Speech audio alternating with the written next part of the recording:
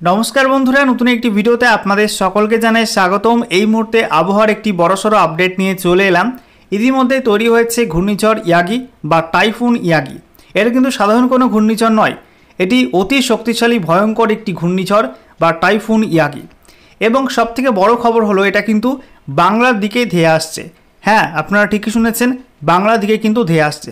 সাধারণত টাইফুন বাংলার দিকে আসে না, তবে এবছর জোরালো পূবালি হাওয়ার দাপটে এটা কিন্তু বাংলা সংলগ্ন বাংলাদেশ, ত্রিপুরা এবং গোটা উত্তর পূর্ব ভারতের দিকে কিন্তু ধেয়ে আসছে।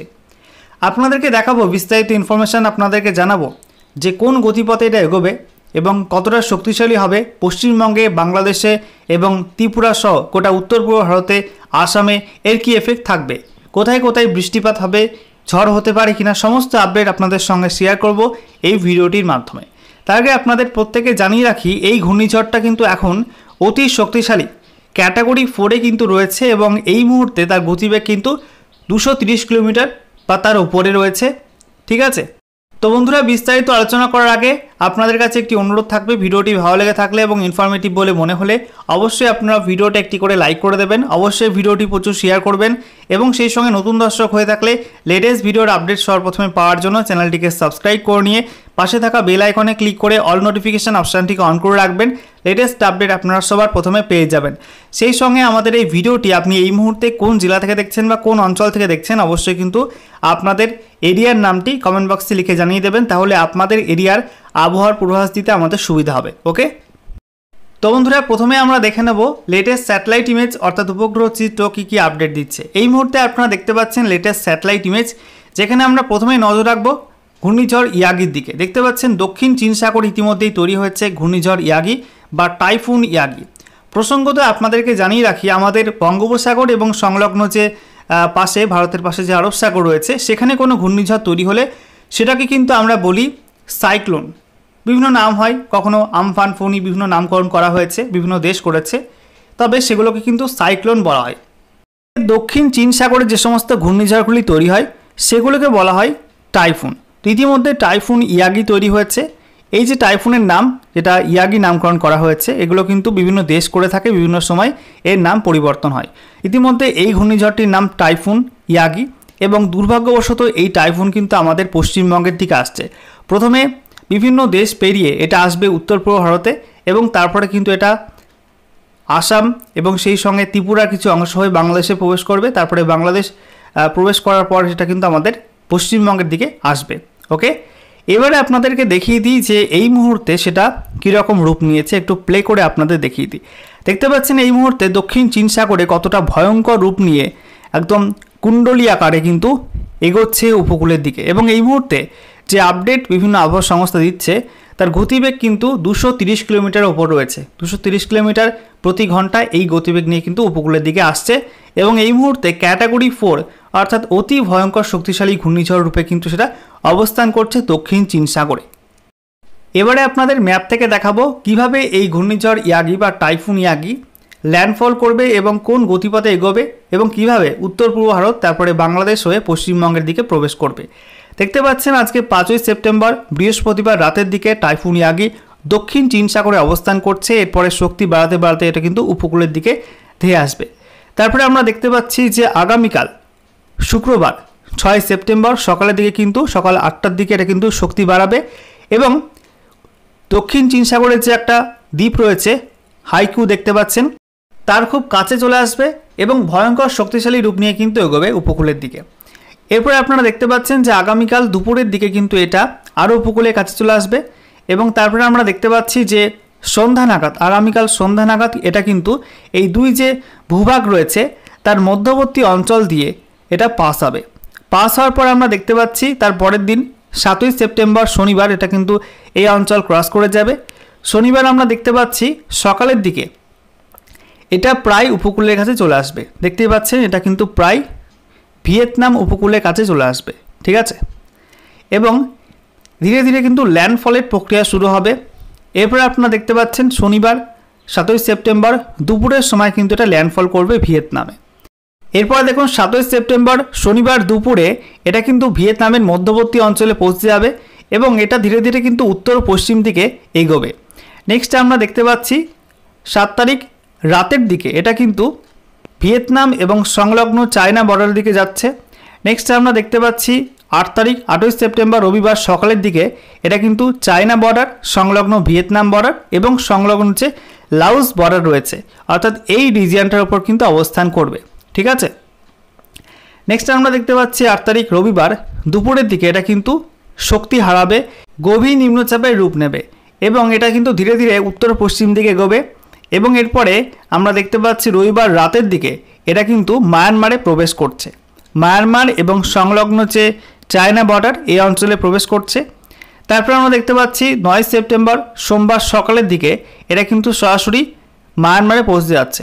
তারপরে আমরা দেখতে পাচ্ছি 9 সেপ্টেম্বর দুপুরের দিকে এটা মায়ানমার এবং সংলগ্ন ভারতের যে বর্ডার সেই অঞ্চলে কিন্তু অবস্থান করবে। তারপরে আমরা দেখতে পাচ্ছি রাতের দিকে 9 সেপ্টেম্বর রাতে এটা কিন্তু ভারতে প্রবেশ করবে। ভারতের যে উত্তর পূর্বাঞ্চলের রাজ্যগুলি রয়েছে, বিশেষ করে মণিপুর, ত্রিপুরা এবং আসামের কিছু অংশ এই অঞ্চলে কিন্তু প্রবেশ করবে। ঠিক আছে, এরপরে দেখুন 10 সেপ্টেম্বর মঙ্গলবার ভোরের দিকে ঘূর্ণিঝড় ইয়াগি গভীর নিম্নচাপ রূপে প্রবেশ করবে আসামের শিলচর এই অঞ্চল এবং সংলগ্ন সিলেট বিভাগ এবং ত্রিপুরার যে উত্তর অঞ্চল রয়েছে এই অঞ্চলের উপর কিন্তু অবস্থান করবে এবং তারপরে এটা কিন্তু আবার শক্তি বাড়াবে এবং শক্তি বাড়িয়ে যাবে মেঘালয়ের দিকে। মেঘালয়ে যাওয়ার পর এটা কিন্তু বাংলাদেশের যে ময়মনসিংহ রয়েছে তার পাশ দিয়ে পৌঁছাবে রংপুরে। দেখতে পাচ্ছেন রংপুরে পৌঁছানোর পর এটা কিন্তু দক্ষিণ পশ্চিম দিকে বাঁক নেবে এবং আমাদের যে পশ্চিমবঙ্গের দক্ষিণ দিনাজপুর রয়েছে সংলগ্ন উত্তর দিনাজপুর, সেই সঙ্গে মালদা এই অঞ্চলের উপর কিন্তু অবস্থান করবে। ঠিক আছে, তারপরে 10 সেপ্টেম্বর মঙ্গলবার সন্ধ্যার দিকে এটা কিন্তু আরও একটু পশ্চিম দিকে সরবে এবং তারপরে ধীরে ধীরে কিন্তু এটা বিহার এবং সংলগ্ন ঝাড়খণ্ডের দিকে যাবে। এ প্রসঙ্গে আরও একটা বিষয় আপনাদেরকে জানিয়ে রাখি, 10 সেপ্টেম্বর মঙ্গলবার নাগাদ যখন ঘূর্ণিঝড় ইয়াগি নিম্নচাপ রূপে মালদার ওপর প্রবেশ করবে, সেই সময় কিন্তু আমাদের বঙ্গোপসাগরে উপকূলবর্তী অঞ্চলে অর্থাৎ উত্তর বঙ্গোপসাগরীয় অঞ্চলে একটা নিম্নচাপ চলে আসবে। ঠিক আছে, যেটা ইতিমধ্যেই তৈরি হচ্ছে বঙ্গোপসাগরের মধ্য অঞ্চলে, সেটা কিন্তু ধীরে ধীরে উত্তর বঙ্গোপসাগরের দিকে যাবে এবং দেখতেই পাচ্ছেন যে বাংলাদেশ এবং সংলগ্ন পশ্চিমবঙ্গের দক্ষিণে যে উপকূলবর্তী অঞ্চল রয়েছে এই অঞ্চলের উপর কিন্তু সেই নিম্নচাপটি পৌঁছে যাবে। এর ফলে একসঙ্গে এই যে ওপরে একটা নিম্নচাপ, নিচের নিম্নচাপ, এই দুই নিম্নচাপের জোড়া ফলায় কিন্তু বাংলাদেশ এবং পশ্চিমবঙ্গ জুড়ে ব্যাপক ঝড় বৃষ্টির সম্ভাবনা থাকছে। বেশিরভাগ ক্ষেত্রে কিন্তু মারাত্মক বৃষ্টির সম্ভাবনা থাকছে এবং বন্যা পরিস্থিতিও কিন্তু তৈরি হতে পারে পশ্চিমবঙ্গ, বাংলাদেশ এবং ত্রিপুরা সংলগ্ন আসামের বিভিন্ন অঞ্চলে। এবারে আমরা দেখে নেব যে এই ঘূর্ণিঝড় ইয়াগির প্রভাবে আমাদের ভারতের কোন কোন অংশে, পশ্চিমবঙ্গের কোন কোন অংশে, সেই সঙ্গে বাংলাদেশের কোন কোন অংশে এবং ত্রিপুরার কোন কোন অঞ্চলে কবে থেকে বৃষ্টিপাত শুরু হবে, কবে ভয়ঙ্কর বৃষ্টি হবে, এই সমস্ত বিষয়গুলো আমরা এখন দেখে নেব। তো দেখতে পাচ্ছেন বন্ধুরা, আজকে 5 সেপ্টেম্বর বৃহস্পতিবার রাতের সময় ভয়ঙ্কর ঝড় বৃষ্টি হচ্ছে দক্ষিণ চীন সাগরে উপকূলবর্তী অঞ্চলে। ধীরে ধীরে যখন এই ঘূর্ণিঝড়টি উপকূলবর্তী অঞ্চলের দিকে এগোবে, আমরা দেখতে পাচ্ছি শুক্রবার সকালের দিকে কিন্তু এটা উপকূলবর্তী অঞ্চলে ব্যাপক ঝড় বৃষ্টি দেবে। এরপরে আমরা দেখতে পাচ্ছি শুক্রবার বেলা বাড়ার সঙ্গে সঙ্গে কিন্তু এটা উপকূলের কাছে চলে আসবে এবং দেখতে পাচ্ছি চীনের বিস্তীর্ণ অঞ্চল, উপকূলবর্তী বিস্তীর্ণ অঞ্চল, সেই সঙ্গে এই যে দ্বীপটা রয়েছে হাইকৌ, এই অঞ্চলে ব্যাপক ভারী বৃষ্টিপাত, সেই সঙ্গে ব্যাপক ঝড়ের সম্ভাবনা। তারপরে আমরা দেখতে পাচ্ছি ধীরে ধীরে কিন্তু এটা উপকূলের দিকে আসছে এবং ভিয়েতনামের দিকে কিন্তু অগ্রসর হচ্ছে। এরপরে আমরা দেখতে পাচ্ছি শনিবার 27 সেপ্টেম্বর সকালের দিকে এটা কিন্তু ভিয়েতনাম উপকূলে আছড়ে পড়ছে এবং ভিয়েতনাম উপকূল জুড়ে কিন্তু ব্যাপক বৃষ্টিপাত এবং সেই সঙ্গে ভয়ঙ্কর ঝড়ের সম্ভাবনা।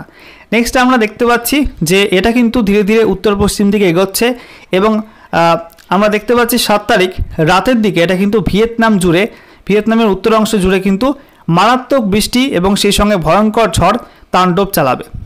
এরপরে 8 সেপ্টেম্বর রবিবার সকালের দিকে আমরা দেখতে পাচ্ছি যে ভিয়েতনামের উত্তর পশ্চিমাংশ সংলগ্ন যে চীনের অংশ রয়েছে, একই সঙ্গে মায়ানমারের যে উত্তর পূর্বাংশ এবং সেই সঙ্গে লাওসের উত্তরাংশ, এই অঞ্চল জুড়ে কিন্তু ভারী বৃষ্টি, ব্যাপক ভারী বৃষ্টি, সেই সঙ্গে ঝড়ের দাপট থাকবে।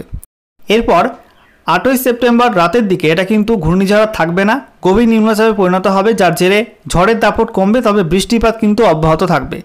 এরপরে দ্রুত এটা কিন্তু অতিক্রম করবে মায়ানমার। দেখতে পাচ্ছি মায়ানমার কিন্তু 9 সেপ্টেম্বর সোমবার এটা কিন্তু মায়ানমার অতিক্রম করে আমাদের উত্তর পূর্ব ভারতের দিকে পৌঁছাবে।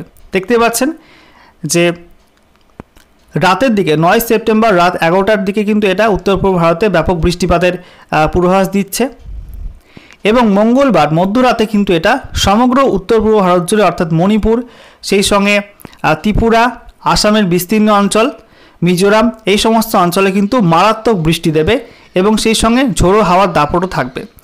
এরপরে আমরা দেখতে পাচ্ছি যে 10 সেপ্টেম্বর মঙ্গলবার সকালের দিকে এটা কিন্তু বাংলাদেশের সিলেট বিভাগ, সেই সঙ্গে ময়মনসিংহ এই অঞ্চল জুড়ে মারাত্মক বৃষ্টি দেবে, ভয়ঙ্কর বৃষ্টি হবে এই সমস্ত অঞ্চলে, সেই সঙ্গে ঝোড়ো হাওয়ার দাপটও কিন্তু থাকবে।